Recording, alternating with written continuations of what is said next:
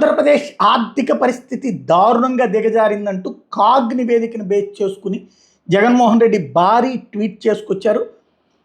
ఈ ఆర్థిక సంవత్సరం 2025-26 తొలి త్రైమాసికంలో రాష్ట్ర ఆర్థిక పరిస్థితి మరింత దిగజారింది. Controller and auditor general CAG విడుదల చేసిన మంత్లీ కీ ఇండికేటర్ ప్రకారం రాష్ట్ర ఆర్థిక స్థిరత్వం ప్రమాదకర పరిస్థితిలో ఉంది. రాష్ట్ర పునర్వ్యవస్థీకరణ అనంతరం ఆర్థిక పరిస్థితి దారుణంగా మరి ఒక సవాల్గా నిలిచింది. సంక్షేమ అభివృద్ధి రెండింటికి ఎప్పుడైతే ప్రభుత్వం ప్రాధాన్యత ఇచ్చి ఆ దిశలో వ్యయం చేస్తుందో అప్పుడు ప్రజల కొనుగోలు శక్తి పెరిగి పెట్టుబడులు కూడా పెరుగుతాయి. ఇవన్నీ వెరసి అన్ని రంగాలను అభివృద్ధికి చేస్తాయి. కానీ అంతులేని అవినీతి వల్ల రాష్ట్ర ఆదాయం దారుణంగా పడిపోతుంది. మరోవైపు అన్ని రంగాల్లో పూర్తిగా తిరోగమనం కనిపిస్తోంది. ఈ ఆర్థిక సంవత్సరం 2025-26లో తొలి 3 నెలలకు సంబంధించి చూస్తే పన్నేతర ఆదాయాలు కూడా పూర్తిగా తగ్గిపోయాయి. గతేడాది ఇదే సమయంతో పోల్చి చూస్తే వస్తు సేవల పన్ను జీఎస్టీ, అమ్మకం పన్నుల ఆదాయం ఏ స్థాయిలో తగ్గిందనేది ఇప్పుడు కాగ్ విడుదల చేసి నివేదిక చూపుతోంది.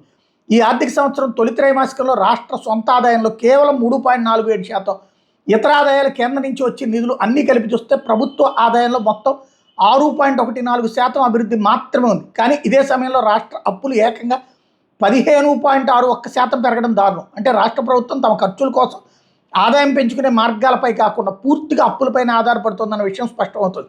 ఇది ఆందోళనకరంగా ఉన్న రాష్ట్ర ఆర్థిక పరిస్థితికి అద్దం పడుతోందంటూ ఆ ఫిగర్స్తో సహా ఏదైతే కాగ్కి సంబంధించినటువంటి లెక్కలతో సహా అయితే మెన్షన్ చేసుకొచ్చారు, దాన్ని చూపెడుతూ దీని ఆధారంగా అన్నటువంటి పాయింట్ చెప్పుకొచ్చారు. ఇక్కడే విశేషం ఏంటంటే అనుకూల మీడియా మాత్రం అద్భుతం, అసలు ఆర్థిక వ్యవస్థ జీఎస్టీ పెరిగిపోయింది, నేను అప్పుడు డీటెయిల్స్ కూడా మాట్లాడుకున్నాను, బాగుపడింది అన్నటువంటి ప్రజల్ని నమ్మించేస్తుంటారు. చాలు ఇక్కడ అదే కోణంలో ఇక్కడ జగన్ ఇది రైట్ చేసుకొస్తున్నారు.